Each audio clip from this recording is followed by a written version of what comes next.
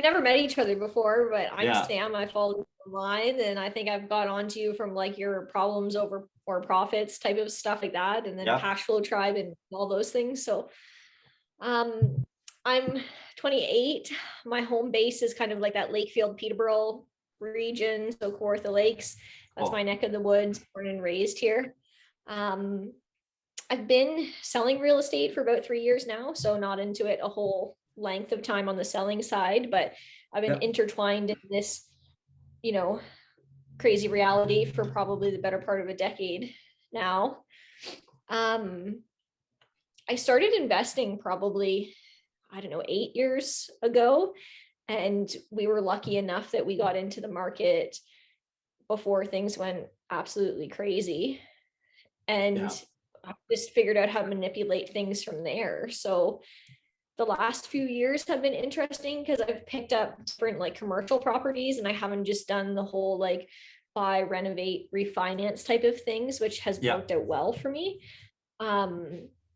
So we started with that whole platform and picked up a couple residential properties and things like that. And then this really weird deal came across my desk from a colleague of mine at Remax for a Kentucky Fried Chicken. Okay. And it's also 7 hours north of here in Elliott Lake. Oh shit. Yeah. Good I fishing was up like, there. totally good fishing. And my husband's family actually used to go up there. They had a cottage. So when it came across my desk, the numbers made sense, but I was like, I don't even know where this is. Like, I've never been here before. So he was super familiar with it. And he's like, fuck it, let's just buy it. Yeah. So the guy was just finishing out his like franchise terms and he wasn't renewing and things like that. So um, we bought it for like next to nothing. And it's like, I don't know if you've ever been to Elliott Lake, but it's like prime 2 acres commercial real estate, like right in the city that is this big. So that's where I was thinking when I bought it, like, how can I develop this in the future? And somehow I got Service Canada in there. Okay. That's insane. Wicked. Yeah. So they had kind of were looking for commercial space in Elliott Lake, and it made there was nothing available to them. So they saw that we Wow. had this vacant building sitting there and had approached us. So it was just going to be a short-term lease. So I actually renovated like half of the building where the dining area would have been Right. into like a Service Canada location, Right. put up this like makeshift wall, and then the other half of it still had like fryers and shit. That's they sick. lived in they've been in that for like 3 years now. And then Right. the government moves at like no rapid pace. So we negotiated like long-term leases.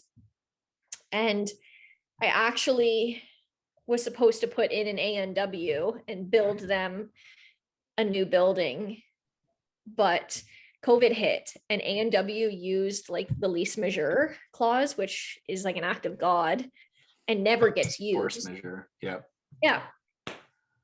So they blamed COVID as an act of God and pulled their franchisee pulled out. So then the whole corporate Thought that was structure just pulled Fauci out. and the boys.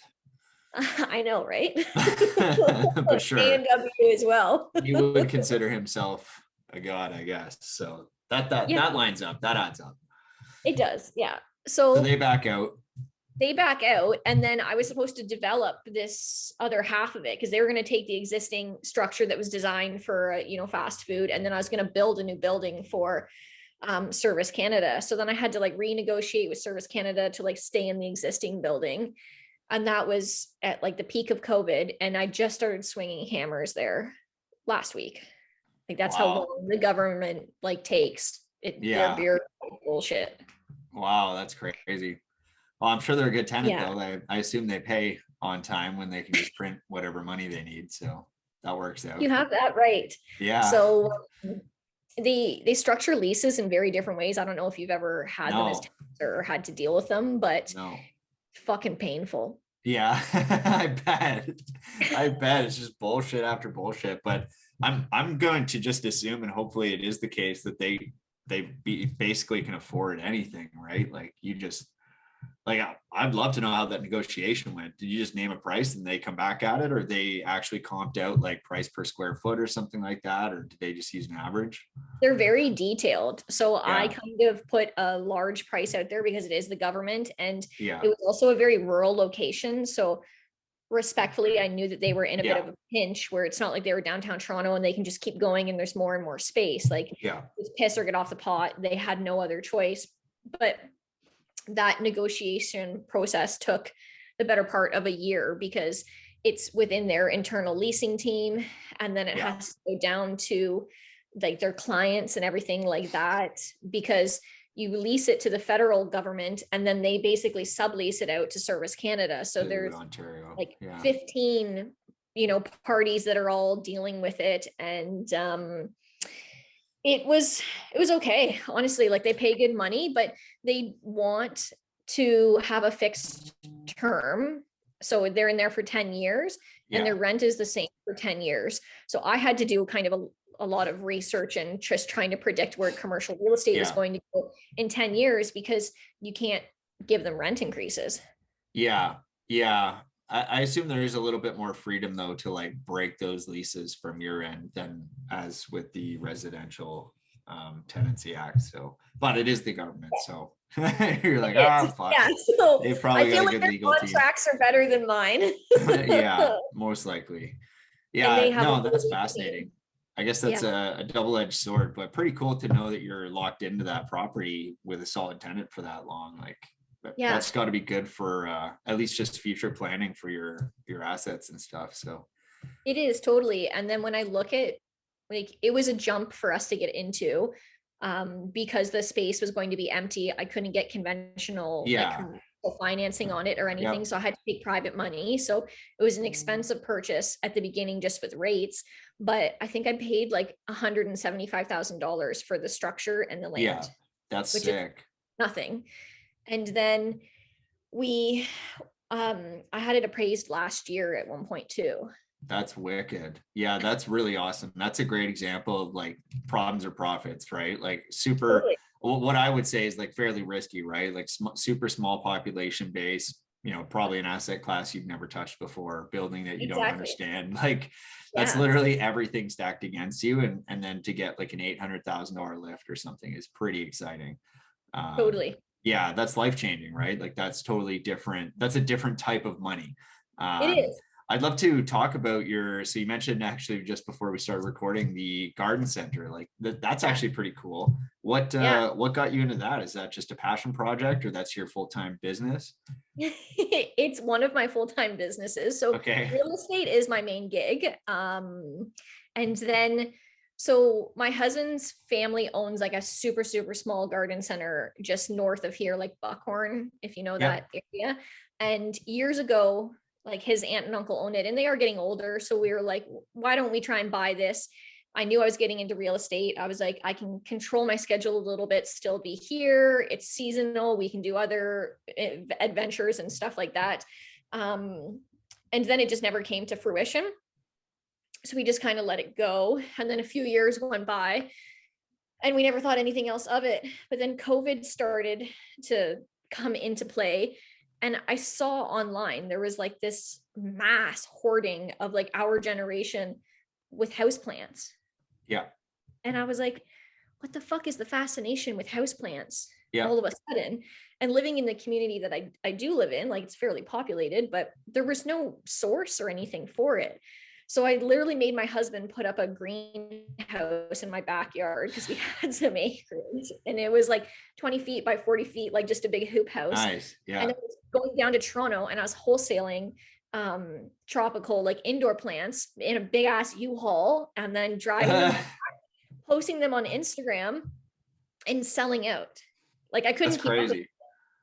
it. So from there it just kind of like got my wheels spinning. Like, it for me, it was just a business that was a total accident because I just thought like, oh, okay, cool, it's some like cash on the side kind of thing, in all honesty. And then in like 2 months I did like 40,000 in sales just Nice. out of my backyard for no reason.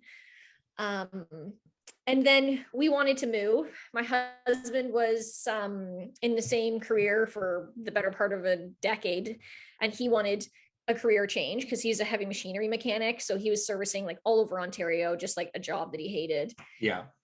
And we were looking at houses, we were looking at farms, but there's so much money now.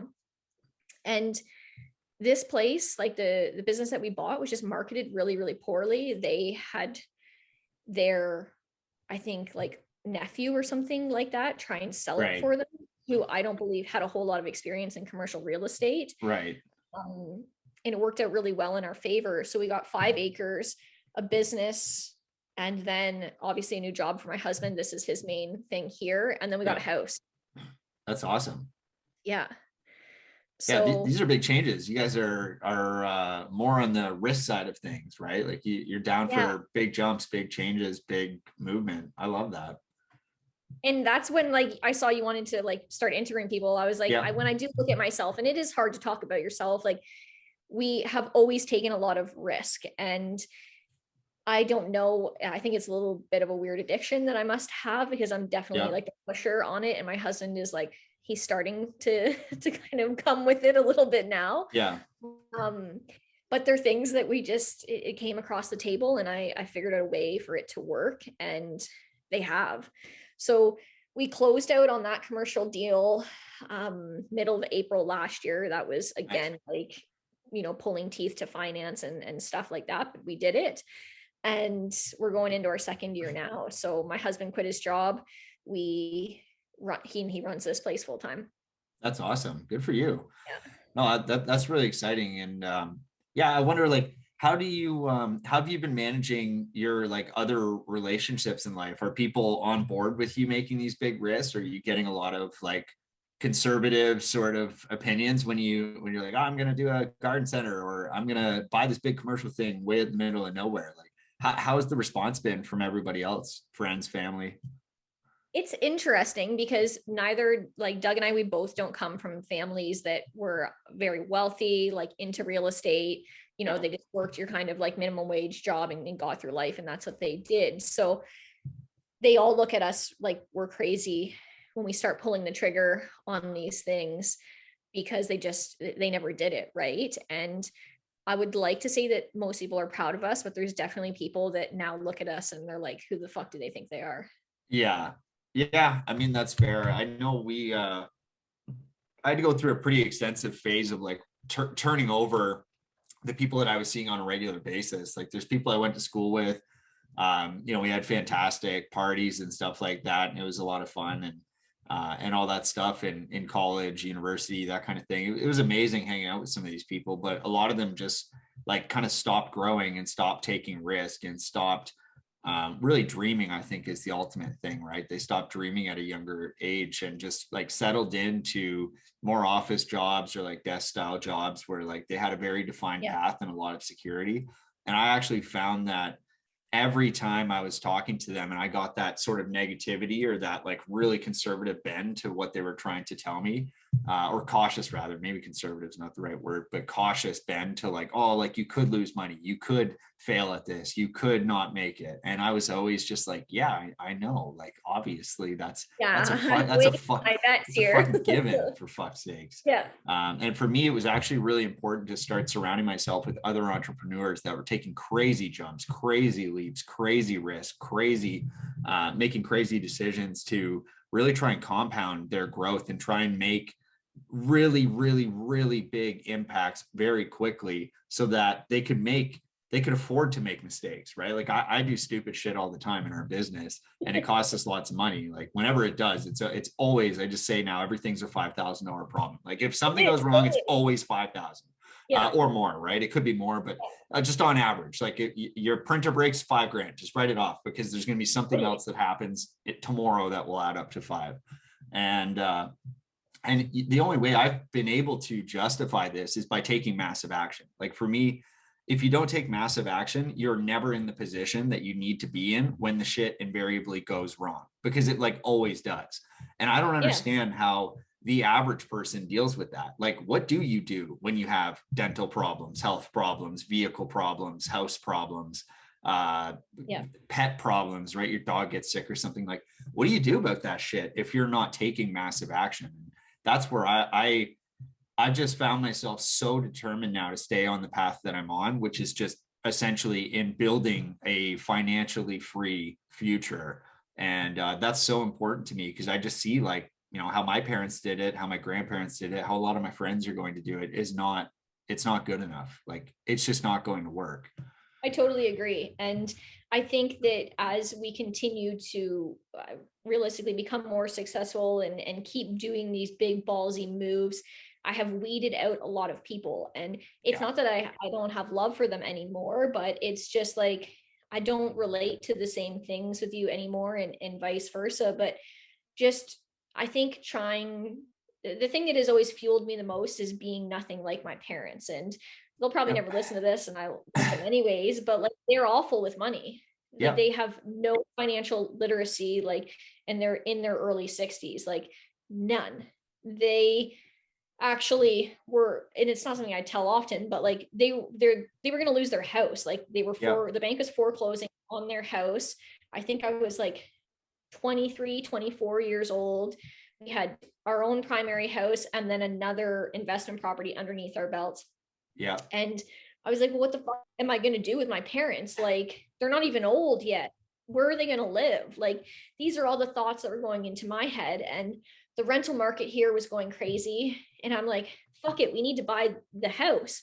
So I figured out how much money they owed, and basically bought it from them before the bank could close out on it and stuff like that. And then we created another unit and lived in it temporarily Yeah. before we could get another house. But it was that fuel of being like, I can never ever be this stressed about money, or worrying about like literally the roof over my head being taken away from me that Yeah. I've been in for the last 20 something years that I raised my kids in. Like I could never do that. And that, those shenanigans have like just fueled the fire in me in the most aggressive way possible. And you know, I just, I have to keep going. And if people think that I'm crazy for taking these moves, that's fine. Like if Yeah. you're okay in your comfort zone, that's cool. But I think for me now, I have kind of become that person that, for my buddies that still don't have their shit together, that will always be my friends, like I have become that kind of little advice and that little bit of like inspiration where they're like, okay, Yeah. Sam can pull this off. Maybe I fucking can too.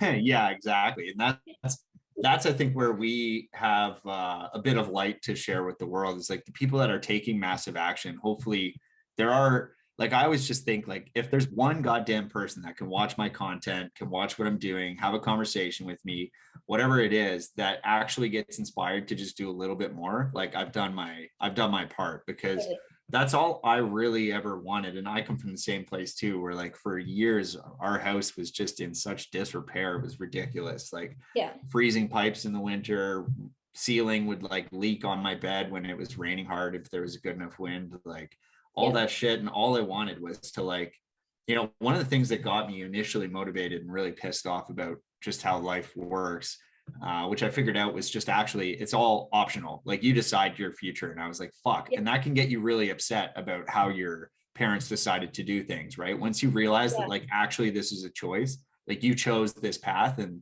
you know, for better or worse, that's the path we're on. And Yeah. but that's the cool part, is you can take agency then over yourself and start making really good decisions for yourself. But the thing that pissed me off was sports, actually.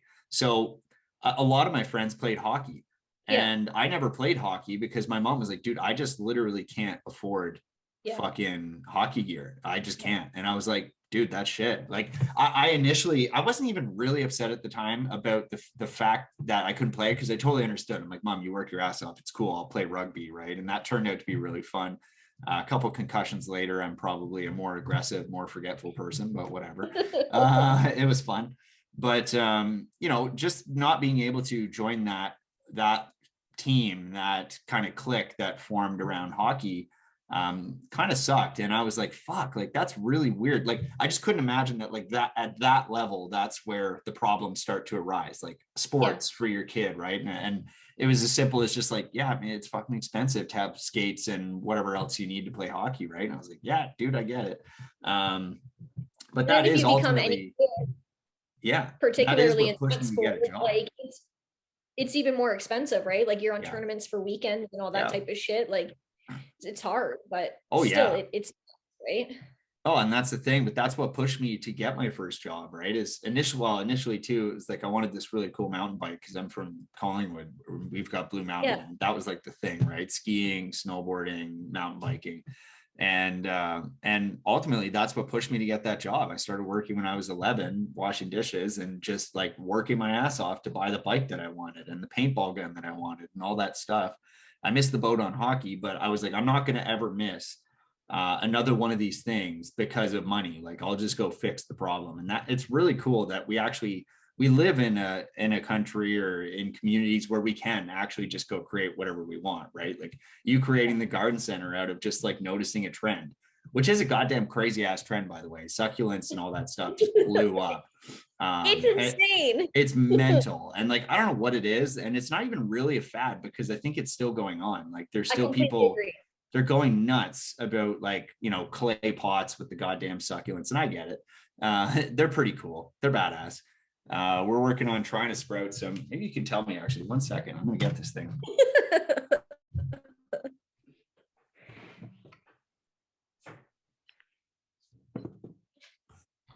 All right.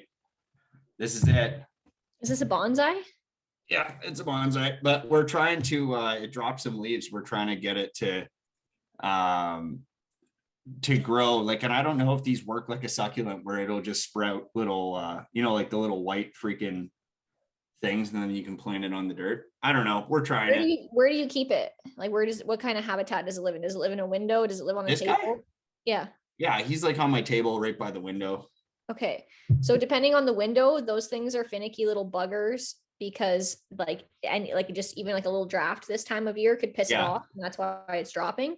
They also don't love a whole lot of water in my experience. Oh no. This guy, he's healthy as shit. I just mean the couple things that he did drop, we want to regrow. Oh, okay. Oh I've yeah, never he's a tried resilient that little before. bastard. He sits here You and might listens to me yell all day, so he's got lots of fucking practice. He's got tough skin. Yeah. You might be able to. I've never tried to like regrow them from the leaves because I've seen that where people like propagate them in like succulents in soil and stuff, but fuck it, try it. I'm trying it. I'm trying it right now. I'm gonna start my own goddamn greenhouse right here in the office. There you go. I love it. You can start importing your bonsais over to me and I'll sell them for you. Right. We'll set up a supply chain here. No, it's really cool. It's like funny that you mention the part about like your parents not being able to afford things because mine was the same way. And I always had a job. Like I can remember going across the street and like feeding birds and like organizing this like guys because he was an accountant, I think, like, and his whole basement I can remember was just filing cabinets, and he was a bit of a hoarder. I realized that as an adult. Yeah. But, like I would clip out articles in newspapers for him and then organize them in these filing cabinets. But he paid me, and I was across the road and I was a kid, I didn't care. But I got more pissed off as an adult than I did as a kid, because as a kid I was like, fuck it, I can't play sports, I'm just gonna work instead. But as an adult, I have no hobbies, like none. Working is it sounds like work's your freaking hobby. Like you're just turning your hobby like things into work, which is cool though too. I just filmed it yesterday. It's not up yet, but we just talked about yesterday on this podcast the idea of like work-life blend, right? Like you can do really fun shit and turn that into a business or turn that into work, and that's completely acceptable, right? Yeah. And that's what the garden center came for me, because at first I was like, okay, maybe plants will kind of be my hobby, because like I don't play sports as an adult. I don't do anything. Like I used to travel, but God fucking forbid we try and get on an airplane right now. So I'm just like, I don't know what I do here. And then the plants turn into a garden center, and I have a very large operation here. Like I've got 5 acres. I think I've got like 12 greenhouses. Wow, shit. You guys are getting serious.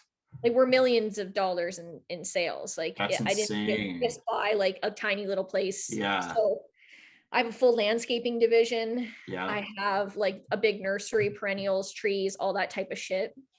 So it blew up very quickly from the birds of paradise in my backyard. Yeah. That's really crazy. That's a big operation.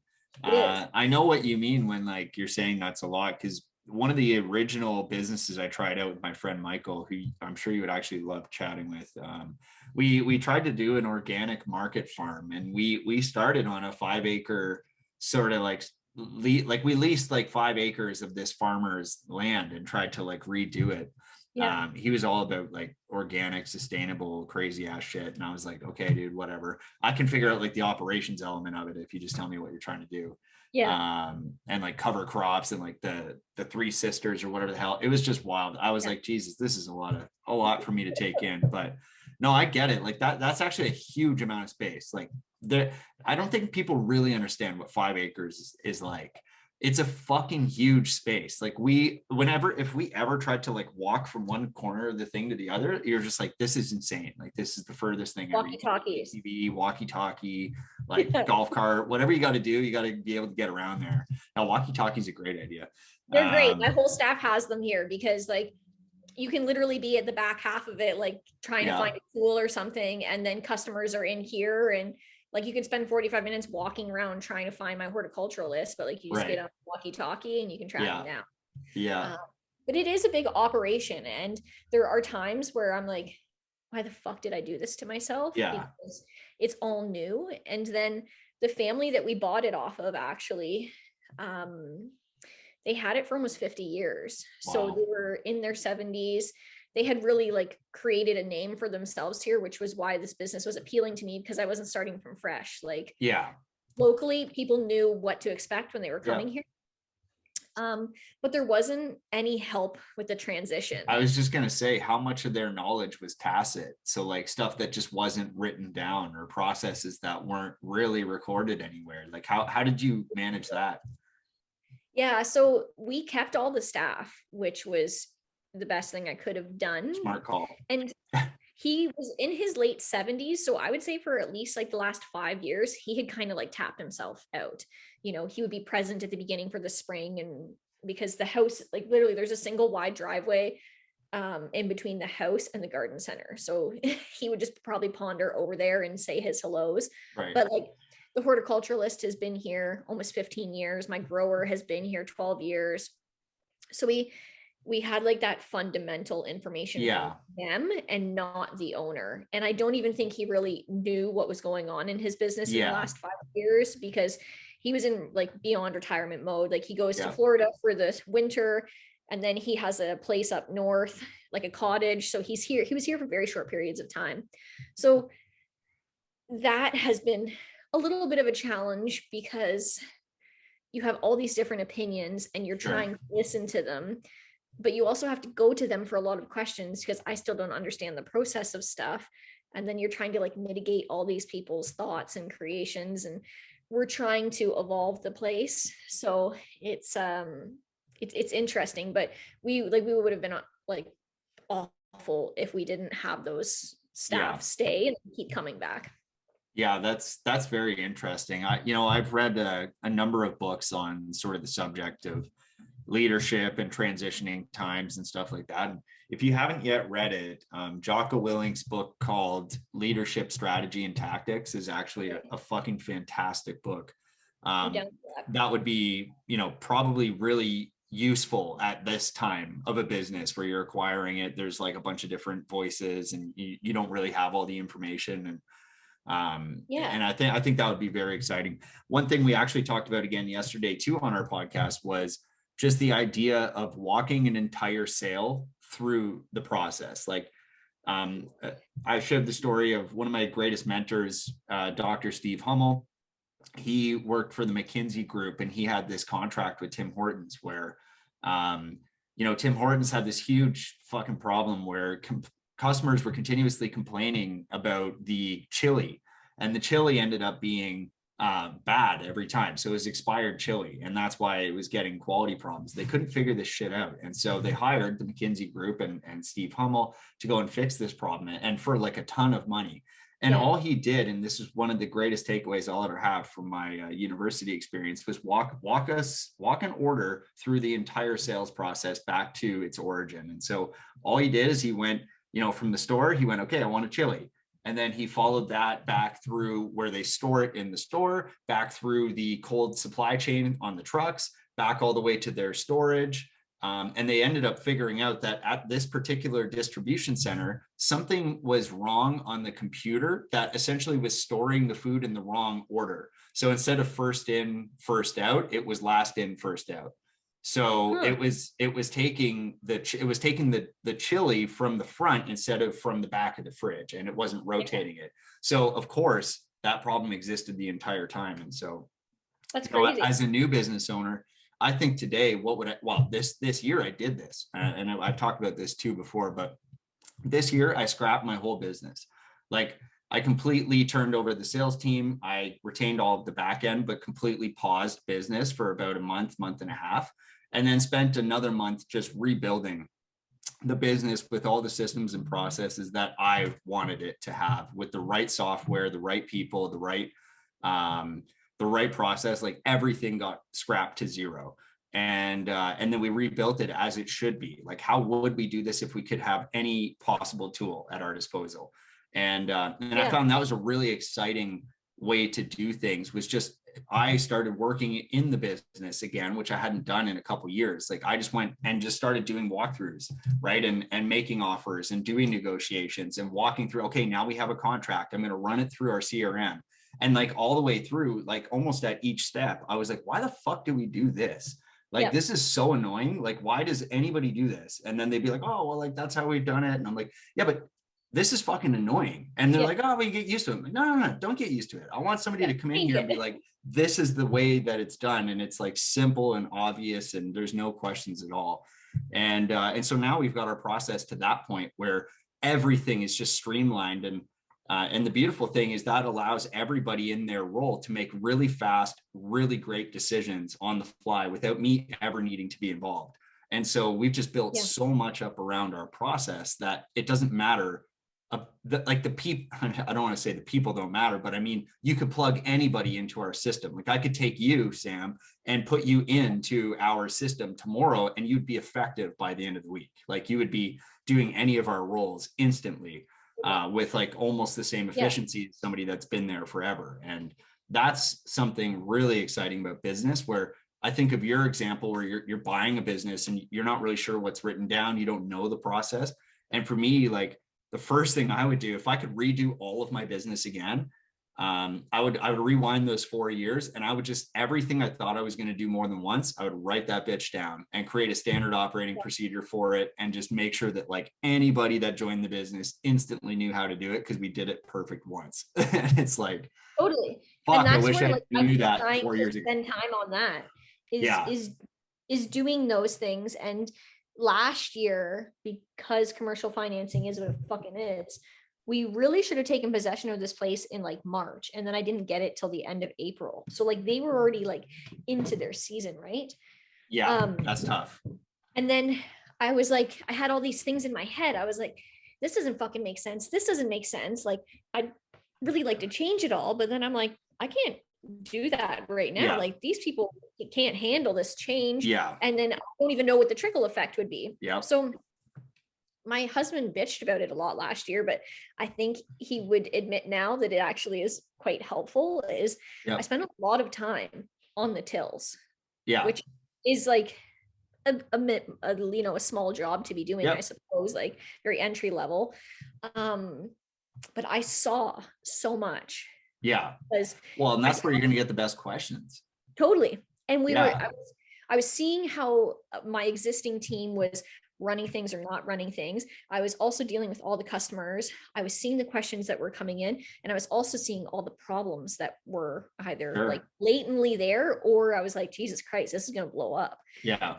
And it really allowed me in our off season to kind of sit back and be like, oh, okay, this makes absolutely no sense. Like, I understand that this is how we've done it, but this is no longer how we will be doing it. And now it's teach an old dog new tricks. How has the resistance to change been?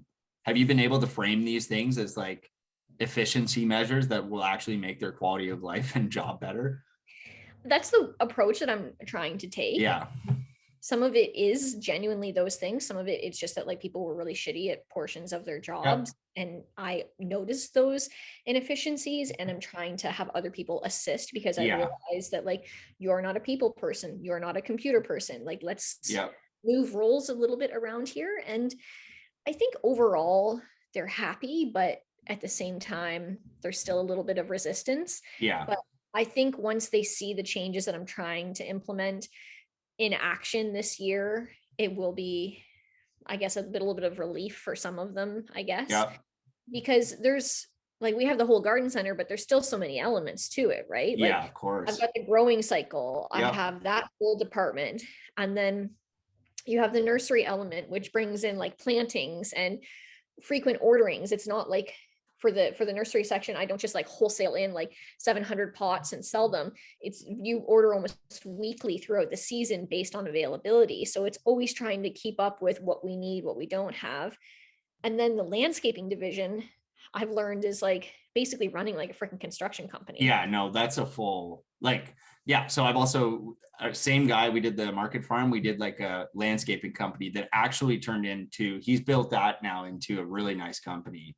Oh, amazing. But I mean that was a fucking operation, like real money, real Totally. equipment, real time. You either had the choice equipment or labor, and realistically, you just need a lot of both. But like, man, what a crazy thing, and so many issues in terms of like employee turnover, in terms of Yes. employee engagement, in terms of just like, the quality of you really have to choose, like, are we going for quality here or cost? And like, it's just, there was so many elements to that. And it really is sort of commendable that you're able to do real estate and that, because I just know there's sales, marketing, operations, logistics, supply chain, Yeah. finance, and surely I'm missing things, but there's at least all of those things. And inside all of that, you, especially with the like plants and stuff, you're also fighting just nature, right? Because like Of course. on the landscaping, sometimes you're fighting the weather and whatever, but reasonably your machinery starts and reasonably your people mostly show up, and like that. So that's like a little bit more predictable to me. When you start throwing Mother Nature at shit, like I'm just like, oh no, like, well, I start asking what ifs, and I'm sure there's all sorts of mitigations, like you can get artificial light, or you can make things warmer or colder or whatever you need to do. But like, Totally. but But like it's just like yeah, trying to prep for those like total unknowns, and then yes, buying an existing building where I'm not starting things from scratch. yeah, I'm also like figuring out all these tweaks. Like I had my HVAC guy in here, kind of just doing a once over on all my furnaces in like the poly yep. houses that we grow in.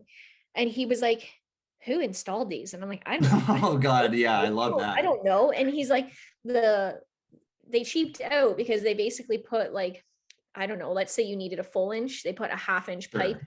running in because it's cheaper. So he's like, your furnaces are getting like 50% of the gas that they Right. should. So that's why they're operating so heavily all the Yeah, time, they're because they're working trying hard. to like suck and pump. And I'm like, huh, well, there's Yeah. a X amount of thousands of dollars replacement if we fix that. And there's always something, but Yeah.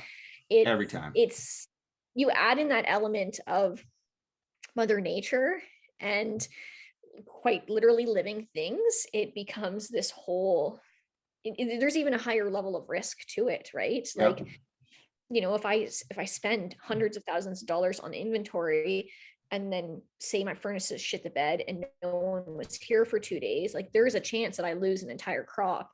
And I don't live in Guatemala. I can't Yeah. just go down to my like fellow farmer and be like, hey, can you give me some new Yeah. daisies? It's like they're done, they're gone, I lost them for this year. So Yeah. there's that added stress to it. But it's a lot to juggle. And I think that's one thing that I really learned like in the last kind of quarter of Yeah. last year. I was, what am I doing? Like I'm doing so many things. And then the real estate market is fucking insanity. Yeah. Insane. So it's like just trying to like keep up and stay motivated. And I'm like, I produce at a pretty good level here as well. So it's nothing that I would ever just like let go from a financial point of view, but just finding the drive to like go to work on Yeah. that side of things. It's like, oh, there's 37 offers on this. Like, fuck. I know. I literally have no idea. Like, I actually could never be a real estate agent. Like, I have no idea how I would deal with people. Like, I'm just so bad with people. Like, if on that side of things, like, there's just no goddamn way. I could deal with people and like, guys, you have to understand there's 30 offers, right? Like we can't be fucking around with like the longest conditions ever or like shitty Any condition, deposits, any like conditions. nothing. Like, your mortgage qualifications suck. Like I'd be mental in a minute. But I mean, it's pretty good And I'm return when you're mental, making it, but but it is. And like, if you think about here, like Peterborough went up 30% last year. yeah, So I had a 30% raise in my income, technically. sure. Like, I mean, we're making good money if we can close a deal, but When you're closing, yeah. the deal is the hardest part. But I Well, would be a say that listing I agent, I am guess. mental. You'll have to sell these things. Exactly. Which I've been trying to push myself to. And luckily, like knock on wood, the last year I have been very listing heavy. So Yeah. at least I'm good that way. But I am mental. And I think that has what's made me successful in such a short period of time in real estate, given Yeah. the hundreds of real estate agents there are in a community that's like this big, Yeah. is that I just kind of have this like no bullshit attitude. Yeah. And if you're not willing to show me your pre-approval and connect me with the mortgage broker because you decided to find one on your own from your grandma's brother's sister, Literally everybody. and you can't do these things, you don't understand the pace of the market, then I don't fucking care. Yeah. Like, find That's the way someone to be, else to though. go and work with. Yeah, there's so That's the many way of to us be. that Well, there's 400 million realtors per square kilometer in Ontario. So I think there's lots of people that they can go to, right? And the same with mortgage agents and everything else. And yeah, like we deal with the same stuff too with our assignees and stuff, like people buying our deals from a wholesale perspective. yeah, And I'm the same. Like I don't change myself for anybody. Like you're getting what you get. Like if you've listened to the podcast, you've seen me on YouTube, you've seen me anywhere. This is me. This is it. I'm not changing. Fuck off. totally. Fuck you, Trudeau. And Yeah. that's just me. And so I've always been that way for business too. Like we actually don't need to do business with anybody. And the fact that we do business with people usually means that we're going to have a long, happy relationship with that person. And that's the way I like to do it. Totally. Like I'd way rather have Yeah. repeat buyers that understand how we play than anything else. And yeah, I think that's just the way to live life. Like I'm happy when I see our assignees, when I see people that buy deals from us, like they're usually cool, fun people I want to hang out with. And anybody that causes us hell in our business, I'm just like, hey, thanks for doing that deal, but we're not ever going to do that again. Like I only have fun. I try and get wins every day. And if I can't, and you're the one causing that, like I just don't play, right? It's simple. I completely agree. And I got into real estate because I was working for Remax's top producer as his assistant for years. And I learned a lot because he was a big investor. He had a very large portfolio. So I wore a lot of hats there as well. I was doing real estate, I was doing property management. So I've become very educated on like LTV, all that type of stuff. But I don't know, how do I say this? Like, he's very much like a suit and tie kind of fucking guy. Yeah. And there's no like individualness to him like there would be to people like you and I. And for a long time, honestly, I thought that I had to do that. Even looking at my wardrobe, then it was like a fucking blazer, a pencil skirt, a pair of heels, and that was how I was getting a deal done. And now I'm like, I have rubber boots on. And then, wellies, let's go. A plaid jacket. Yeah. But guess what? I still fucking know how to close a deal. So if you would like me to show up in a suit and tie that is worth more than your down payment, then sure, find someone else, because I promise to be real and I promise to be raw and I promise to not oversell you. And guess what? My clients actually get deals because I'm not trying to paint this persona of me. I curse like a sailor. I will be all over the place. Like this is just who I am. And I have really curated a type of clientele that accepts that, and the repeat people are there, but then the referrals are huge. Yeah, the referrals. Well, they just like you, right? And this is the thing, like I fucking hate that people try in business to pretend, right? Anytime you find yourself pretending or just trying to be something you're not, it's always a failure. And there's actually a scene in TV that I've just never been able to shake. Like it's just stuck with me since I saw it. I can't get it out of my head. And it's the show Billions. I love that show. Popular Showtime show. Fucking Billions. Axelrod's got to go. The main character has to go raise some ungodly amount of money to make some deal come together. And he's going to all the different banks, and he goes to like, the main big giant Wall Street banks, and he's got meetings with all of them, and he rolls up in his fucking Rolls Royce, and he's in his power blue suit, and he keeps getting just shut down in these meetings for whatever reason. I think he had some reputation hits at the moment. And then in the show, he finally gets really pissed off, and he goes, fuck this. Like, I'm not the power blue suit guy. I'm actually he ends up going and he rips out in his 69 Charger road track, fucking black, just hardcore American muscle. And he rolls up to the next bank in just jeans and a leather jacket in his Charger. And it was a Charger. And he's happy as fuck. And you can just see he's confident, he's himself. He's living out his character and who he's supposed to be. And he goes into the bank, rocks the meeting. Now that's a fictional story, but I think there's so much to take away from that. Like, why, like, if you are a suit person every day, like, that's you, right? That can be you. But most of us, like, I saw you're covered in tattoos. I got a bunch of tattoos. Yeah. I want to show these fucking things off. I want to feel good, right? And for me, that's Lululemon pants and a goddamn black t-shirt or something, right? That's my everyday. That's what I wear literally every day.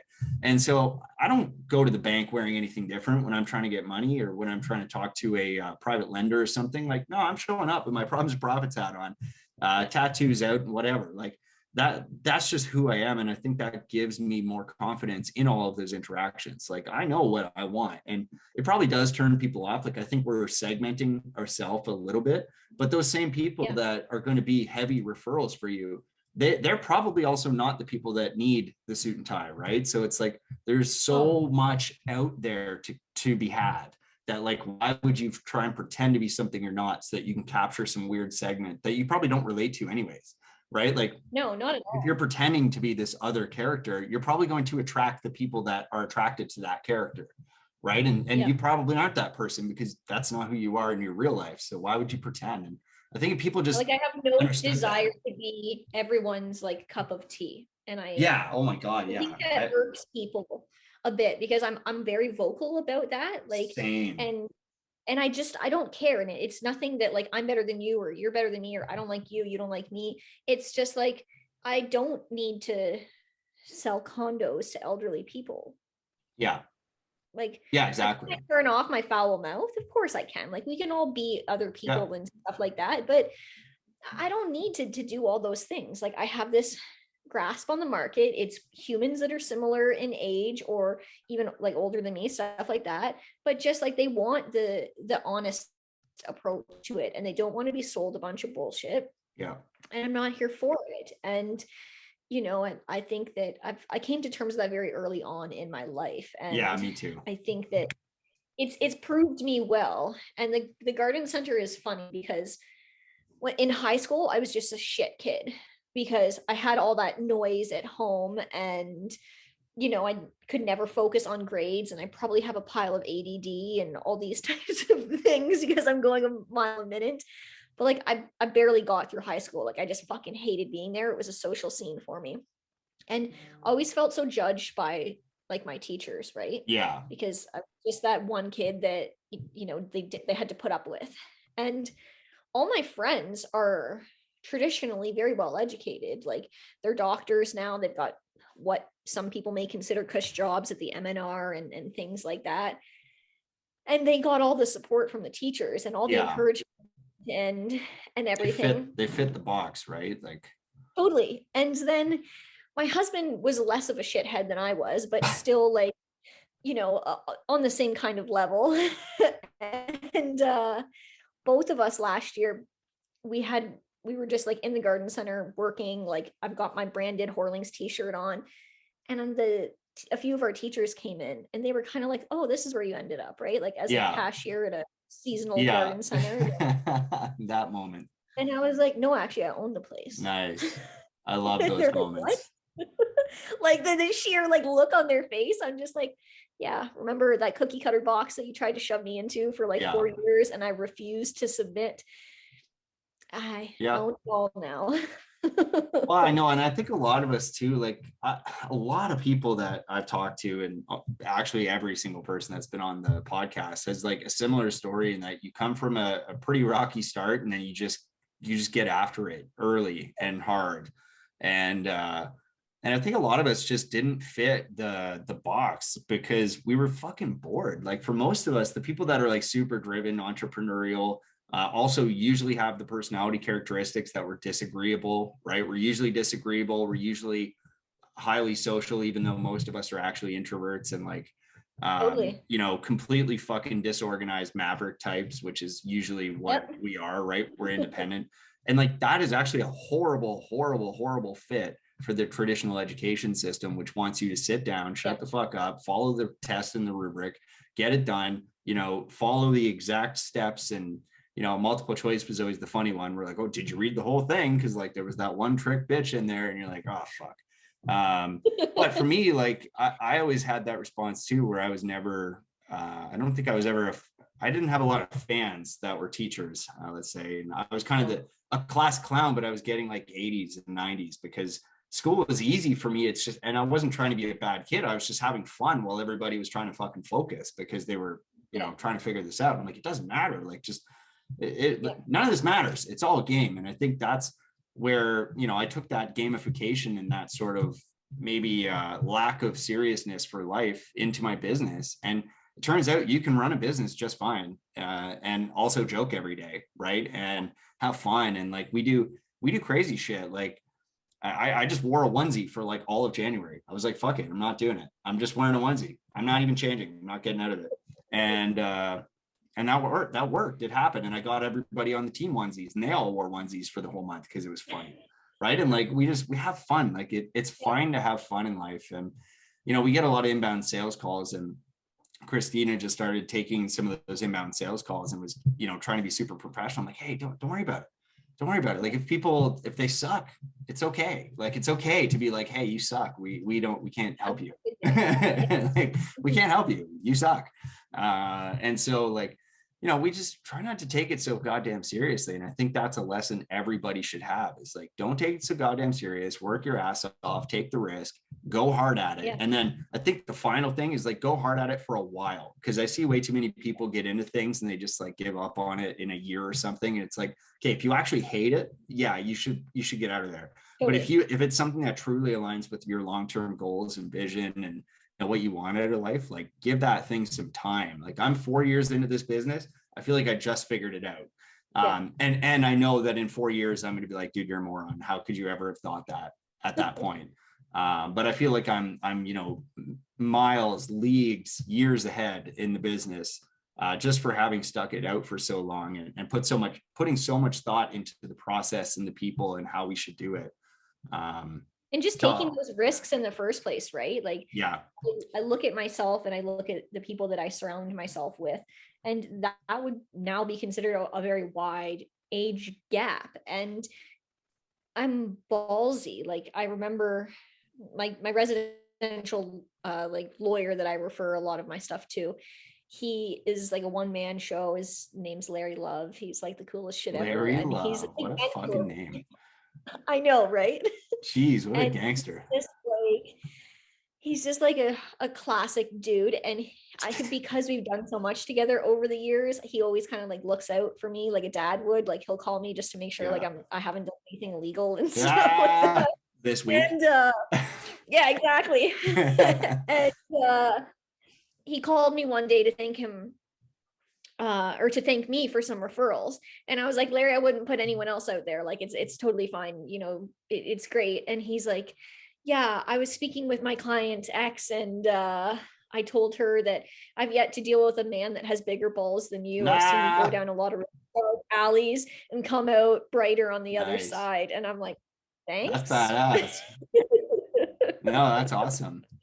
No, it's exciting. So I don't know. It's the risk part. Like, is it terrifying? Could I have lost the shirt off my back a million times in the last 8 to 10 years? Totally. Like, was it very stressful? Has it cost me a lot of money at certain points in my life? Was I living off KD? Yeah. Yes. Yeah. But like, I saw where it could lead me. And realistically now at 28, which I feel like I'm really 48, I am financially set more than people that I know into their 60s. And I just worked really hard, right? Yeah. Like I could technically stop selling real estate and make enough money off of my investment properties to live the lifestyle that I want to. And, you know, last year wasn't enough producing the amount that I did in real estate, buying the garden center. Also got married. Nice. I'm Just having a just to baby. throw a wrench into the whole thing. I know, Get right? married, have a baby.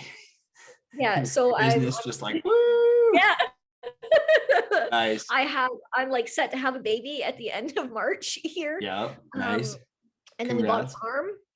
So I also bought a 130-acre farm at the end of Yo, November. So we have let's cows and go. stuff now. Nice. Fuck, you guys are living the life. Where's the farm? It's in Warsaw. It's like 15 minutes from the garden center. In So Poland. God damn it. yeah. That checks out. Where the hell is Warsaw?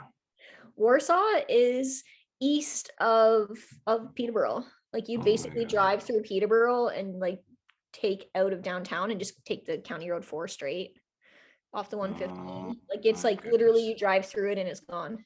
Crazy. I've never even heard of that one. There's like Warsaw Caves there, so like you actually might enjoy it because they have good like biking trails and stuff like that. There's like the Indian River that runs through it. It's kind of cute, but Got it. there's a liquor store, a fire There's a liquor hall, store. Big, a big fire city. hall, Yeah. Oh and shit. Fire too. and then also a convenience store. So that literally that's it. That's all. That's a pretty big deal. You got fire and liquor. That's up there in terms of small towns. That's getting up there now. It is. No, it's wicked. I actually just got 100 acres surrounded by crown land as well, for hunting and ATV, snowmobile, that type of thing. And it's up in Restoule, which is like an hour north of Huntsville. Okay. So still like doable for you to go and spend some time there. It's not like Elliott Lake. Yeah, it's super doable, and I'm really trying. As well, you know more than anybody, just working with the market every day, it's fucking mental. So Yeah. I keep looking, and I've been looking. You know, I actually have a huge range. Like I'm down for this really big radius. It's like basically 80 kilometers around Huntsville, Yeah. and there's fuck all there. And like I just have some very basic requirements. Like I want, you know, a fairly big house with a big shop and like a 4-car garage, and that's fucking it. That's all I want. And like Yeah. I haven't really even specified a budget. So like I'm just like, why can I not buy a house? It's really frustrating. So I'm What do you hoping think to is live going to within go an on hour of with the that. market? Um, Because you see a different side of it than I do, right? yeah, Like you and I do very, very different things we for do. a living. Yeah, And I think that's always interesting. But yeah. I I was looking at some sale prices this morning for shit in Peterborough, and I literally am like, holy fuck. Yeah.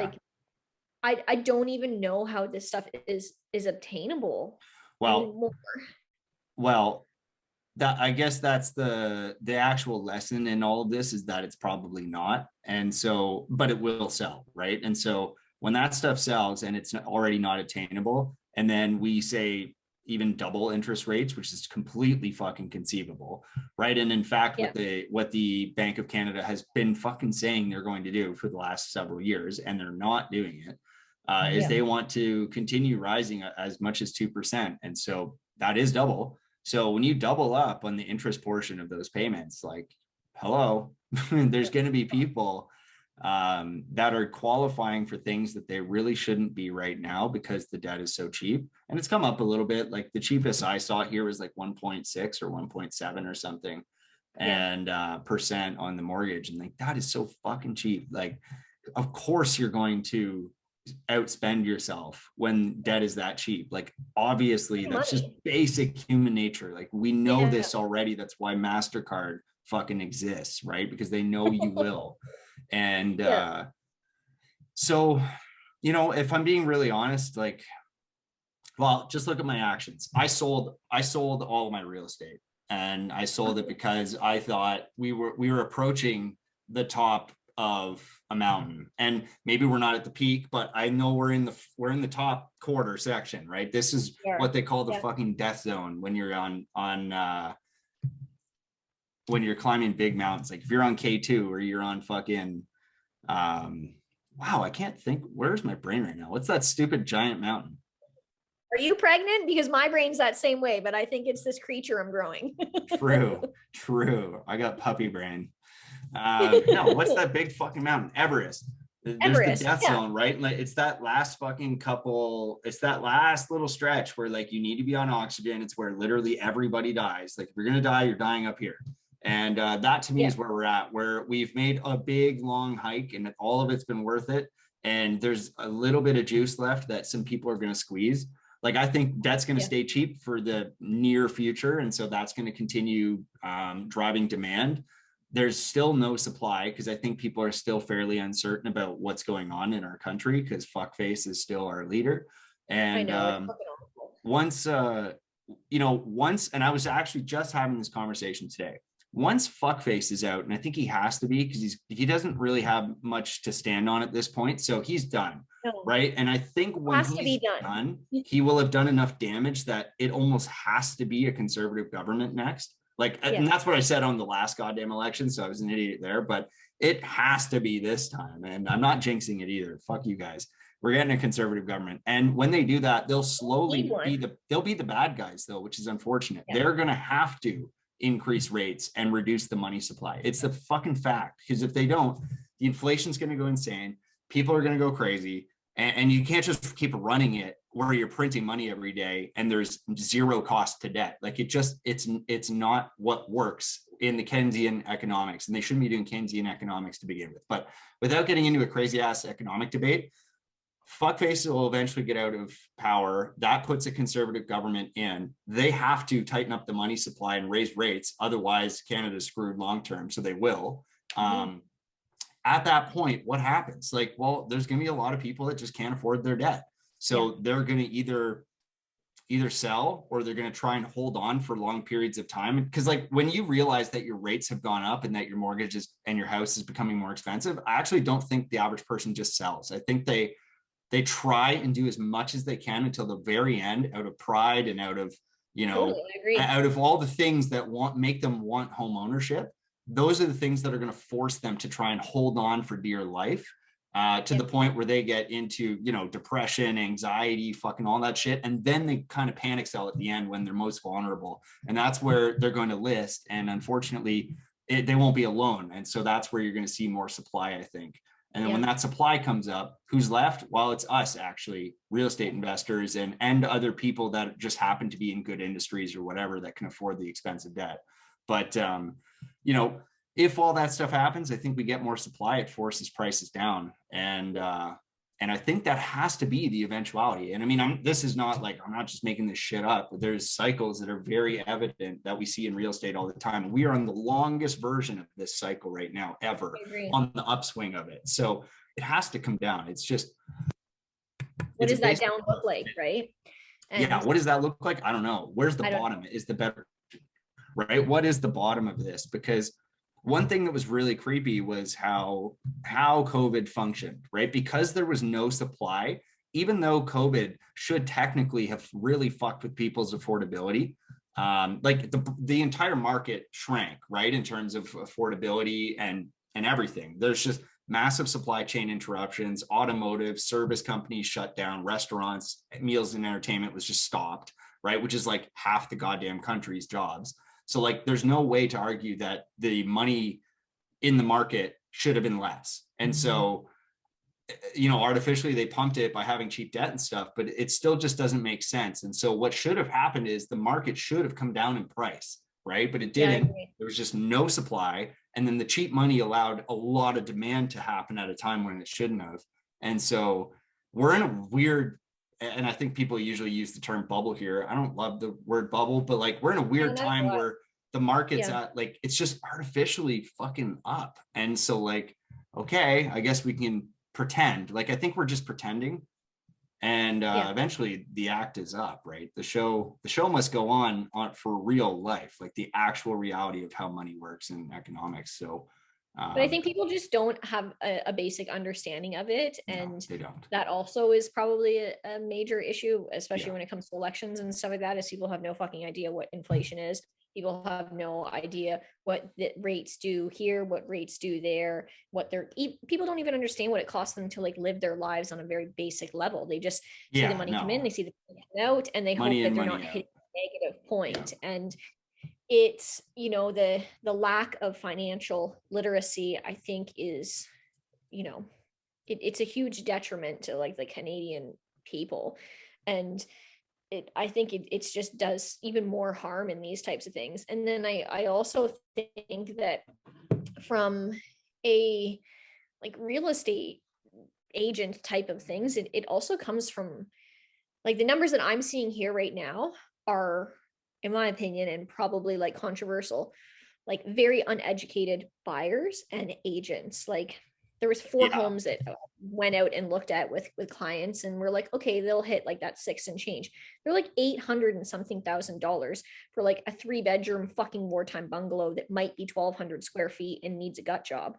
Like I think the market specifically here will probably start seeing like appraisal issues and stuff like Yeah. that, and people are backpedaling, and Yeah. it's a gong show from there. But it is Toronto agents that have no idea where Peterborough was on a map Yeah. until a week ago coming in, and they can't do anything for 900,000 in their city. So they're spending $900,000 here just simply so that they can put their money somewhere and they have an asset. But it fucks with it for everybody else, and then it sets the expectations at an unrealistic point. But they're going to have to raise rates, and as soon as they do, I think it will make the rich richer and the poor poorer. Oh, absolutely. That's how it always shakes out. I mean, Totally. the bottom gets dumped out and the middle just becomes the bottom. And like it Yeah. really is. And this is why I always try and tell people like fix your fucking financial life right now, because the middle Yes. class is a losing game. Inflation will eat you alive.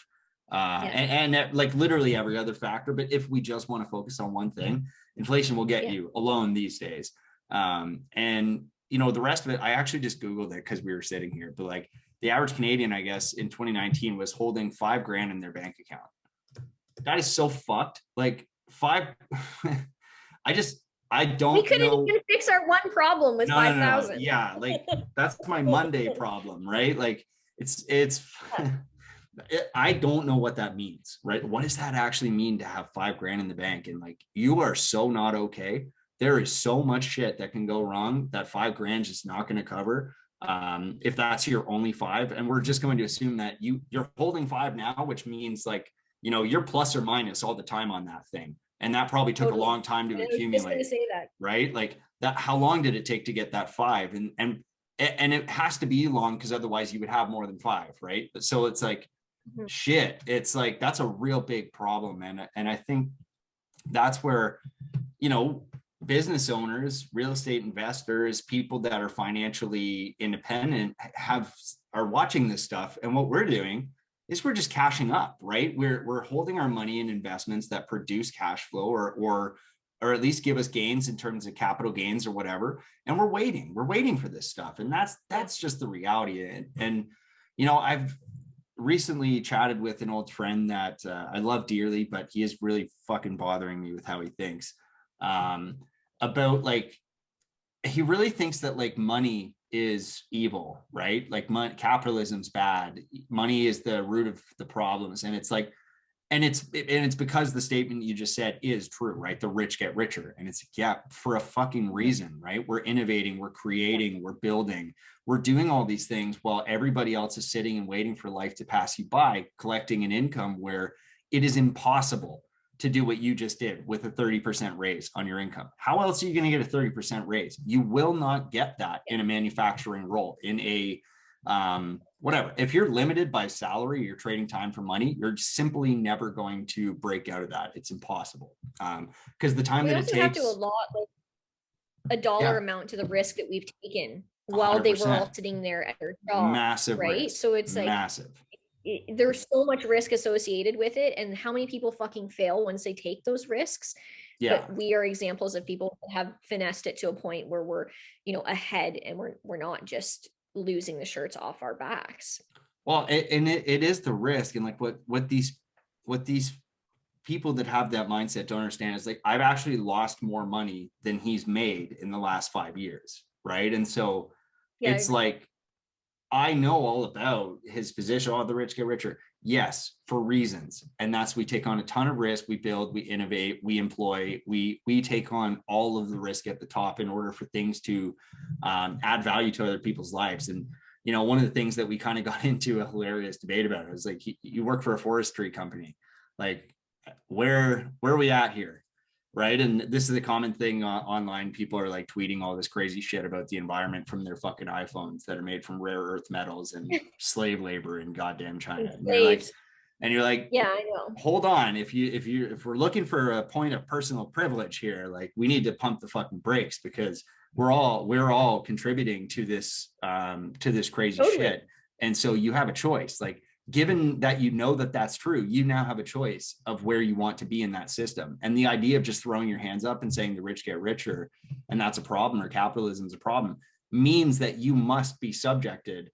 If it's true that is true, and capitalism is the system that you operate in a perfect market, and you decide to throw your hands up and scream about it, but do nothing else, you 100% are necessarily going to be the person in the cog that gets dropped out the bottom when we have these economic issues. You have a choice, right? Everybody has a choice. And that's why we branded that. It's problems or profits. Like, what you're telling me sounds like a big problem, right? And like, when people say this type of shit, I'm like, where do all the charity donations come from? Is it the poor people? Is it the fucking people with $3 in their bank account that are really solving the world's problems? No, it's not. It's the people you villainize, right? It's Elon Musk, it's the Gates Foundation, it's all these other things that are contributing billions of dollars to problems that these people just want to complain about. And that's one of the things that my companies have strong cultural bond in, is we always know it's problems or profits. We have it built right into our essence, in that if there's something going on and we can solve it, we can profit from it. If we're just going to complain about it, it's just that, a fucking complaint. And we have like a big complaint suggestion box, right? You just need to go outside of your house and just fucking scream it into the air, and that's as much good as it'll do for you. Because like, coming to me with it doesn't fucking do anything. I don't care, right? No. So it's fascinating that there is that mindset out there, but I'm excited for people like yourself and everybody else that I've talked to on this podcast who are just risk takers, right? Because I know that I can come and take that commercial building from you. I can take your greenhouses. I can take all your shit, and you're just going to go and rebuild it, right? Like, you're just going to go build it, and probably you'll actually build it better because you don't have all these sunk costs in terms of people, process, whatever, all those other things that you're kind of tied to using right now. And so that's the way to live. That's the answer to life, right? And that works for personal relationships too. Freedom, right? Yeah. And so when you talk about like with your crew and stuff like that, on how you have it like instilled in them that it's like problem over profit, and it's great to have these complaints, but it doesn't do a whole lot for everybody. How did you get that? Because that's one thing from like an entrepreneur in the business that I'm in, is like, it's a high complaint industry for the greenhouse, and especially from customers I can deal with, but from staff, it's just like, how did you pivot that morale within and just be like, fuck no, this is like, stop? This was a journey. So initially I did it the wrong way. So I had young, hungry sales alpha guys that were working with me, and they would come to me with very basic problems where I could tell they literally hadn't put a second of thought into what the solution could be. They were just coming to me, right? Like, run to dad, figure it out. And I did it the wrong way, in that I was very aggressive about it. I was like, are you fucking kidding me that you're actually calling me with this right now? Like, fix the problem, like, cut. And so that's where I started, which is a big mistake. You want to avoid that. And anybody listening, just don't do that. All it does is create resentment and anger and friction, hostility, right? You actually want less friction over time, and a lot of patience, and actually a number of books. Okay. A lot of reading, because I need that in my life. I've learned that the way to properly address that when it comes to company culture and just on a day-to-day basis, the most tactical way to do it is actually to develop your entire process first, and then walk your people through it. But as you're walking them through it, there's a couple things that need to happen. They need to fully understand, and I'll borrow from Jocko Willink, like I have many times, but they need to fully understand the mission. Okay, so what's actually the whole purpose of what we're doing any of this for? And for a greenhouse, right, it might be like, why are we planting in fucking December, right? It's obviously, this isn't like time to sell plants. It's like, well, actually the mission is we need to have full inventory ready for June 1st, right? Or whatever that looks like. And that's actually the mission, right? And so every one of our decisions along the way need to cater to the overall mission. And so what you're giving them is actually called commander's intent. So what do you actually want achieved? Well, today I want all the seeds planted. Okay. The mission is we need these seeds planted because they need to be ready for a specific time. The actual task we're working on today is planting that row of seeds. Well, we know why we have to do it, because we know if we don't do it, we're not going to have inventory in the future. And so commander's intent, though, comes down to like, okay, so we've got 18 greenhouses. We know we need to plant a bunch of seeds, and we know they need to be ready at a certain time. But how are we going to do it, right? Like, how much do we allocate to daisies, like you mentioned, and how much do we allocate to fucking sunflowers? And the actual trick with commander's intent is to just really explain, okay, we know the overall mission is to get these seeds ready. Commander's intent is I need to have, it's explaining that last year what we did, 75% of our sales were fucking juniper trees. So what we need to do is we need to actually make sure that we plant today 75% of a crop so that that thing's ready for sales time, because we expect that the past is a lot like is what the present's going to be a lot like, right? And so, we're going to forecast those sales to be similar. And so we're going to get a lot of juniper done. Now, what we're not really doing is telling them exactly, your horticulturist is going to know a lot better about how to do that, right? Like in what order, how much water to apply, how much soil needs to go on it, what kind of soil. And then really all we're doing is saying, we know we need to have 75% of what we planted in juniper, because that's our target to satisfy the mission in June. And then you really just let them go about doing it how it should be done. But the thing is, we need to codify how they're doing it. And so every one of these little problems that comes up, I'm asking, hey, like, how does that, this problem you've brought me, I understand it's a challenge. You've never been through this scenario before. How do you think we should react to this scenario based on the intent that we need to have 75% be junipers, right? If it's like the problem is, oh, should I plant row 76 as juniper or should I move over? Well, how do you think that applies to actually our mission today, which is our goal today is to get 75% of it planted in junipers? And then how does that affect the overall mission? So anything that we're doing should apply to commander's intent, which is the task of the day. And it should also apply to the mission. So if I'm asking you to do something that really fucks over our mission, come to me and get clarity on why we're doing that, because you might be seeing something I'm not, right? If I'm like, we got to plant all juniper, and you're like, whoa. We also sell a lot of jade, right? And so we need to get those things planted. And I'm going to be like, oh shit, I overlooked the jade, and the mission was to have a full inventory, right? And so that's the way we want to think about it. And then what I always do is I always encourage people to come with me with 3 solutions. Bring me 3 solutions to any problem you have. And so by the time you've taken the time to think of 3 solutions, you already know the best solution that's going to fit the overall mission, guaranteed, because we're not hiring dummies, right? We're hiring good, smart people that are independent thinkers and whatever. And we want to encourage them to be that. And then the other thing I say is, I set limits and guidelines for my company. So like there's certain amount of cost. Like if it's under that and you think you're going to use it every single day and it's going to benefit us as a whole and get us closer to the mission, buy it, right? Don't come to me. I don't need to know about it. Like you just buy it, give us the receipt, we'll handle it. Now with your business, maybe that's a little bit different, but there will be things, right? Like a huge problem that we were having, right? Like, my grower, who is like in charge of the like annual section, she would be like, well, I don't really know. And I'm like, well, if you don't know, how am I going to know? Because you've been doing this 12 years and I've been here 6 months. So like, let's go back to previous orders. Let's go back to previous sales.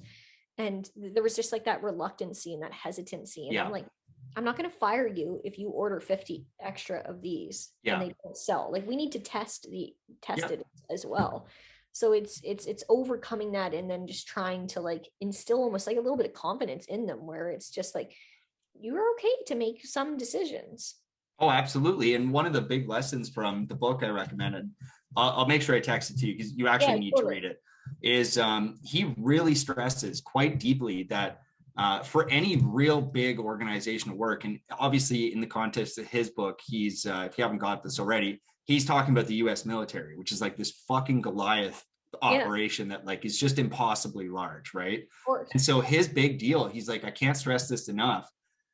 Leadership needs to flow up the chain of command as much as it flows down the chain of command. And so you need to empower your people to really understand why they're doing what they're doing. And so that in doing so, every decision they make is so simple. And the way I always like to say it is, if you have two dots, right, where we are and where we're trying to go, it's so easy to draw a line, right? But if I just tell you to draw a line on a piece of paper, you could hit any piece of the paper, right? And surely your brain works different than mine. So like I might draw the line vertical and you're going to be like, why the fuck would you do that? We read left to right, right? And like, there's just so many ways to make a line. But if I give you two spots and I say connect the line, right, and in the simplest manner, right, using the least amount of space or whatever, you're going to be like, oh fuck, boom, just like that. And that's intuitive. That's built into all of us. And I think what his point is like, as long as they understand the parameters for success and why we're trying to do that thing, most people are going to pick it up and run, and you'll actually find leaders within your organization that have just been sitting there waiting. And the reason they're waiting is because potentially a previous employer, manager, father, mother, brother, sister, friend, teacher in their life discouraged them from thinking independently and gave them shit when they broke something, right? Or made the wrong decision. And it's like, hey, I love that you made the wrong decision as long as it was in the spirit of achieving our mission, right? If you go and kill all my crops on purpose, I'm going to murder you. But if you order a few more because, hey, I remember when we ran out of inventory on this thing and it actually had this crazy lead time. It took us forever to get new clay or whatever the hell it is.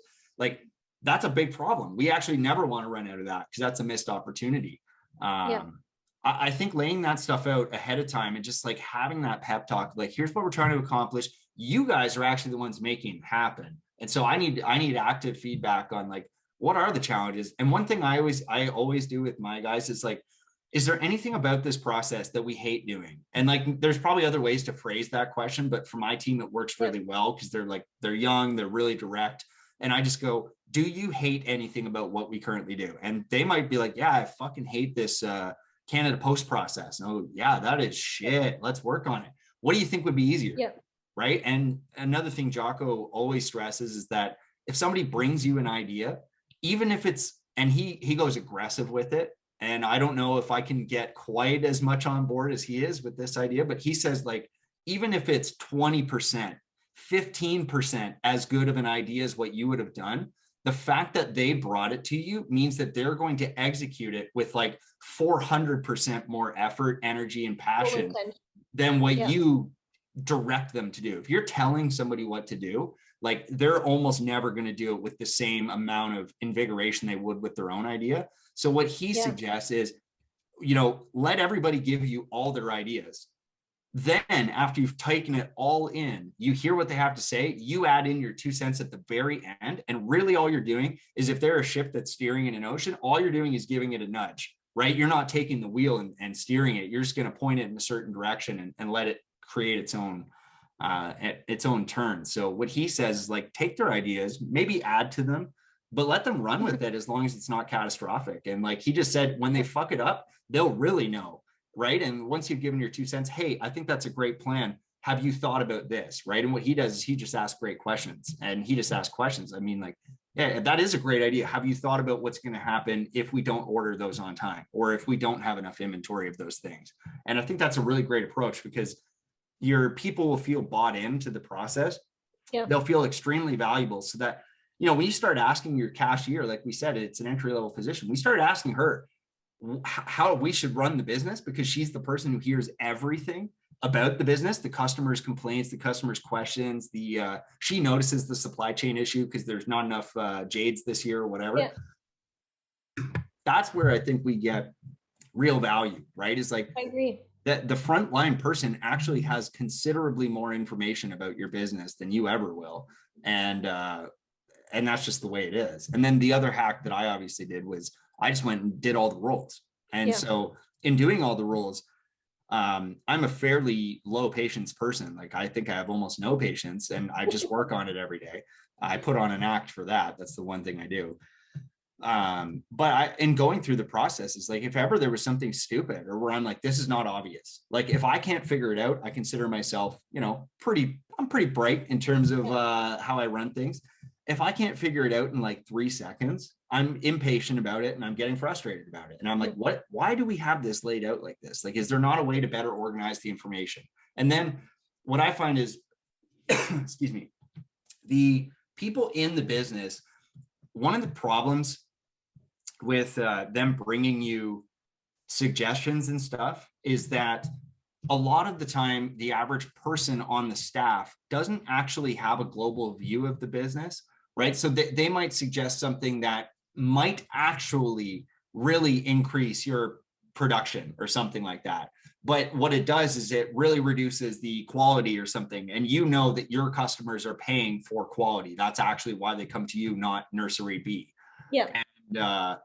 And so I think that's one of the things we have to always balance. And that's always difficult. But one of the ways that we've tried to do it is like, you are all my business partners in terms of how we are going to succeed in the mission. And success of the mission is critical to all of you. It's your livelihood, right? Yeah. And so this Friday, oh, fuck, that's tomorrow now. I need to think about that a little bit more. But tomorrow we're going to do company scorecards, which is where I'm going to try and understand everything about the people on my team. So I'm going to get their personal goals, financial goals, professional goals. So like professional meaning like, are you seeking a leadership position? Are you seeking to grow a business with me? Are you seeking to do whatever? Financial being like, what do you actually want to earn this year? And then the personal being, why do you want to earn that? Right? Like, what are you trying to accomplish? Like, are you just, you want a car, right? Or is it like, it's bigger than that? Like, I actually want to retire my parents or something. And then from there, we're going to work backwards how to actually do that. Now, given a lot of the people on my team are salespeople, so we can work backwards with those goals very easily and quickly. Yeah, they have the skill set to do that. By just talking about sales figures. But there's probably a way for you to apply this as well, where you could talk about like, because they've probably never been asked. And like for you, they've probably never been asked, like, what are you trying to accomplish with life, right? Like, what would you like to see happen in this business for yourself professionally? And then offering people that upward movement. And in doing so, they're going to start really stirring up ideas as to like, oh, fuck, like I actually would do this different, right? Yeah. In Greenhouse B, we have it all laid out crazy. I would actually stack that shit, because if we just spend a bit of money, we can get lights in there, we can get twice the plants. And you're like, now you're thinking like a business owner with me, right? And so I really think I like that idea of like, get them super involved in the process. And the best way to do that is to get their why aligned with their productivity, right? So like, hey, dude, you want to like, you need to retire your mom because she doesn't have that shit laid out for herself. In order to do that, you need X. In order to get X, you need to make a certain amount of offers. In order to make a certain amount of offers, you need to make a certain amount of leads, right? And it's like, we can work backwards from there. For the more administrative roles, I think it's very simple. And like, obviously we don't love adding fixed cost to our business in terms of like adding dollars per hour or adding salary, but sometimes that's the best way to get somebody to think more about the business. Like if you can add $1 an hour, a couple dollars an hour, and somebody actually codifies their entire role, and you can add a new person under them and that they'll manage them for that price, like, man, the level of productivity we could achieve would be so much greater. It's huge. And that's where like my brain goes with it as well, is like, I would say year 1 through year 3, it's going to require my husband and I to be very more hands-on because we're learning the business, we're understanding it, we're growing it, we're pivoting it. But like, I also would like more of these. And for me to buy more of these and monopolize this eventually, like I can't be stuck to location 1. I can't be stuck to location 2, right? But I really liked the suggestion on asking them to provide the solutions, because I feel like they instinctively like come to me like a mom, as you explained yourself as a dad in that case, where it's just like, the thermostat isn't working. Oh, okay. Like, why don't you think the thermostat is working? Like, this is a problem. Literally the other day they brought to my husband, and it just like, it irked him. And he's, did you check this? Did you check that? no, no, no. Okay, well, what have you done differently with it Yeah. today? Like, Yeah. oh, well, I downloaded an app on my phone that I can check it. And he's like, oh, okay, well, let's see the app then. Like, my husband's not technological Yeah. or anything. So he's like, let me see it. And he's like, the app set the thermostat to -53. So it just, yeah. But like they couldn't like problem Yeah. solve that way, right? Yeah. So it's trying to encourage them to be able to make those decisions and then come with solutions as well, instead of just like tossing a million problems at me all the time, because then I just Yeah. become frustrated and I'm like, I'm not fucking babysitting you. Like, Yeah. right? Well, and that's the thing. And like, that's where initially I started with the more aggressive approach too, where I'm like, did you fucking Google it? Right. And that's the first, like, that is what's going through my head every time somebody says anything to me. I'm like, have you fucking Googled this or gone on YouTube to figure this out yet? Because if you haven't, that's the first place you should go. Educate yourself. Yeah. But it is truly the wrong approach. Like, we need to empower them to be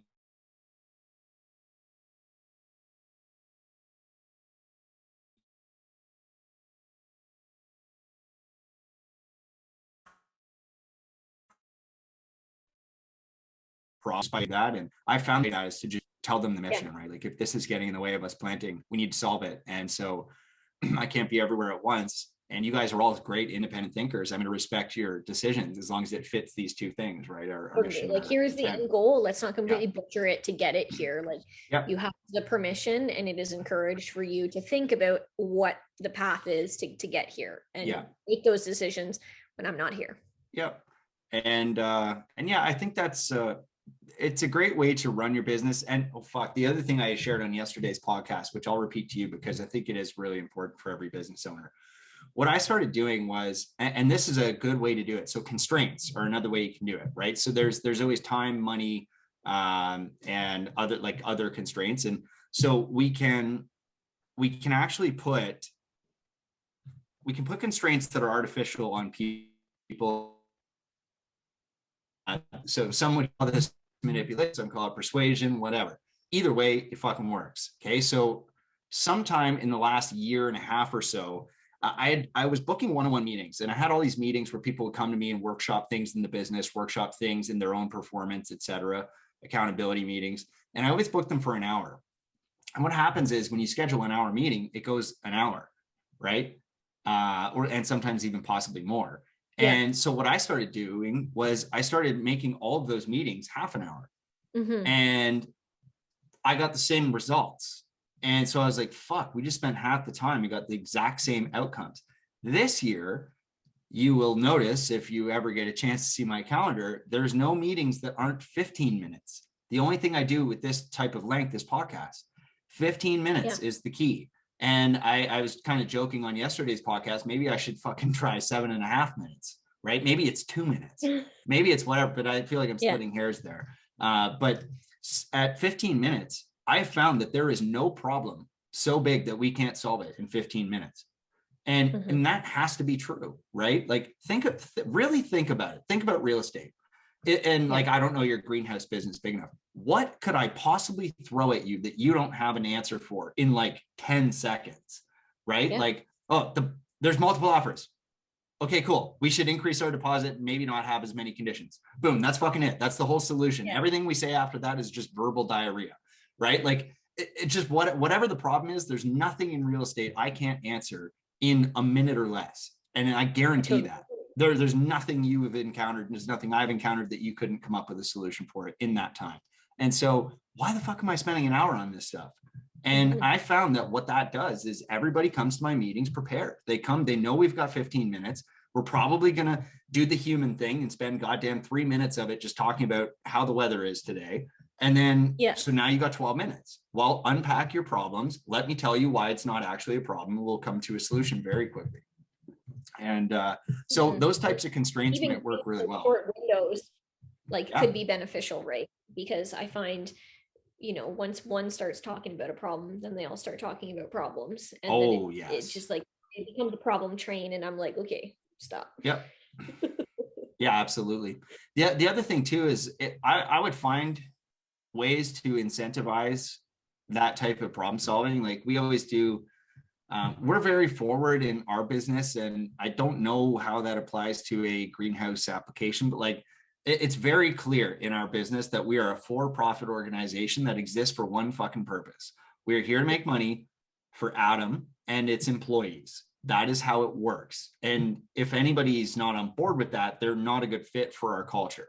We are sent, we are all here. Every one of the people on my team gets paid exactly what they want to be paid. And I'm serious. Like and this is again, probably not the best business decision, but I've literally just said, what do you want to be paid? Boom, you throw out your number, that's your fucking number. Now, for that price, I want it to be very clear that everything we're doing is working towards the success of the company. And that means solving every problem, right? And one thing that we have in our company is very clear understanding that it's not my job or that's not my job is not something that we ever say, right? It is your job, right? If the fucking light bulb's out, that's your job, right? And it's just like your job. Everything. Yeah. And the other thing, you know, we started doing too is like we just started experimenting with like doing less, like really simplifying our business. And I tried this as a business owner last year. I just said, what would happen if I just didn't do a bunch of these things, right? Would it still run? Would it run really well? Would it run at 80% capacity? What would happen? And I figured out that just in doing considerably less, I'm much happier to do everything that I am doing. And I'm getting the same, again, I'm getting pretty much the same outcomes, but with like 10% of the effort. And everybody's stoked about it because they're getting paid exactly what they want. And so I found a way to incentivize everybody to get to a point where they're getting paid to be happy, but they know that that happiness comes at the price that they demanded, right? Like you get exactly what you want. And because of that, like, I need you to be doing that paperwork at fucking 10 p.m. or whatever. Like if there's a deal we need to close and it's 50 grand, we're doing it. We're doing it at 11. We're doing it on Valentine's Day, or we're doing it on goddamn whatever. Like, and that's just the reality of it. But yeah. It's harder, I think, to, give people that financial incentive. It's tough in this role because they are literally trading like money for time. I mean, fuck, we all are, but like, you come to work, you make $16 an hour, and then like that's just what right? And then from a business point of view, like I don't know how people live off minimum wage. No fucking idea. So it's just like trying to create that atmosphere where like I still make money, but then I also still have employees that like are not just feeding their kids ramen noodles. Yeah. Well, and for me, that's where I found like a lot of people, in fact, most people are not actually motivated financially to do things. Like if you start reading enough books, you find out that they're all saying the same thing, which is most incentives shouldn't be financial. They should be some other type of experience or something that they can do. And that's where I find the scorecard is going to be useful. Like if I understand, everything is about my kids.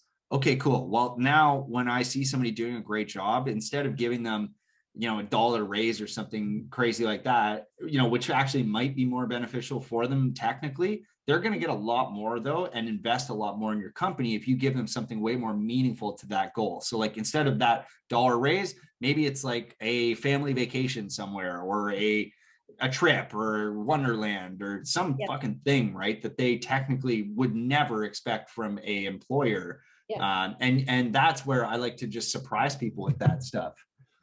I had great success with that last year with the garden center because the previous employer just had set the bar so low that it made it really easy for me to come in. Like I literally like ordered them hoodies in pink, and they were the hardest workhorses for like 3 weeks because they were on this like high from getting a pink hoodie. I'm like, fuck, okay, is that all it took?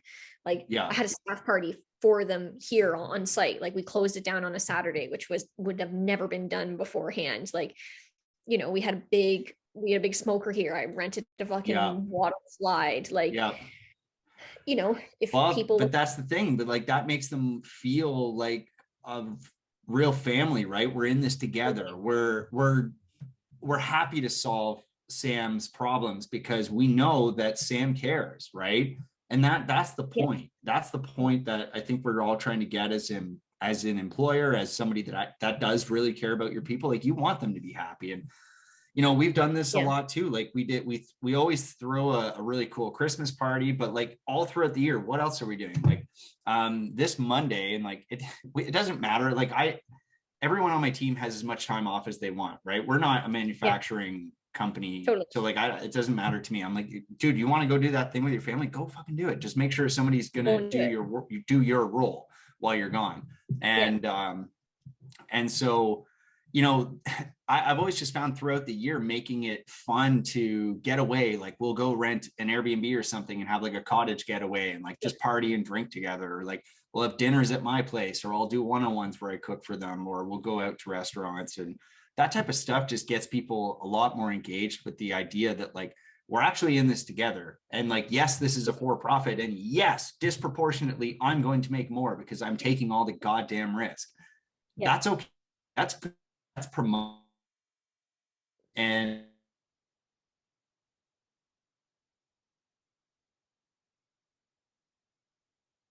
line out for what interests you, and we're making sure that that's the spirit of the company. And in that spirit, people want to come up with solutions, right? Hey, we want all these cool things. We want the freedom to take off whatever days we want. We want the freedom to afford whatever. Yeah, that comes with certain costs, and it comes with the mentality that like, yeah, the thermostat is actually your problem. Like that's just part of getting us to where we need to be in order for us to be together on our mission. And I think people get that too. And you know, I look at my mom's work, and she works so fucking hard and she gets paid nothing. And like, it's such a cold bullshit culture at her company. And I'm just like, I just don't know why anybody would want to work there. And the simplest thing they could do, this is a multi-million dollar corp. It would be so easy to get these guys more engaged and have more fun as a company and not be such, you know, dry pricks. Instead, they're just like horrible. And I'm like, why? Like, just have fun. But this comes back to everything. Just gamify, right? Have fun. I think that's a good point. And it'll be interesting to see how those things like continue to pivot and grow from here for us, and we can change those dynamics, because it is very much like all my businesses are people oriented, and that's fine. But this is just a different one because I have 30 staff in my peak season, and I'm like, how do I please 30 fucking people? That's a lot. That's a lot. And that's again Jocko's lesson. You can't. You actually cannot. It's not possible for one person to do that. And so therefore we need to, you know, we have to have our frontline guy be able to, he calls it decentralized command, right? You need to have decentralized command, because you just can't, like, it's just not possible. Right? The general can't be on the front and also in the air and in the ocean and everywhere else. So no, not at all. Well, I'll make sure I send you that book, and I do have to run. But Sam, it was actually really awesome chatting with you today. Yeah, this is cool chatting with you. Thanks for having me. Yeah, for sure. Where can people find you? They can find me on Instagram. It's Sam Turn, or on my website at samanthaturner.co. I'm pretty active on Instagram. That's where you'll see me as the real creature that I am. Oh yeah, tattooed and crazy. Well, congrats on the baby, and hopefully you get that all on time and happy and healthy, and everything. And then still figure out how to build this empire with the small creature on my side. So this year will be fun. I'll figure it out. Yeah, I mean, you're gonna love the plants after this. You're like, they're so predictable. They're not trying to eat everything and fall off everything, break everything. Totally. Well, no, that's wicked. And link is below and everything for YouTube and for following Sam on Instagram. So go check that shit out. And Sam, thank you. It was awesome. And I want to come see your greenhouse someday. So maybe the two of us we'll stay in touch. We'll road trip up. So just stay in touch. I'm down for that. Okay. Take care, Adam. See ya. Cheers. Bye.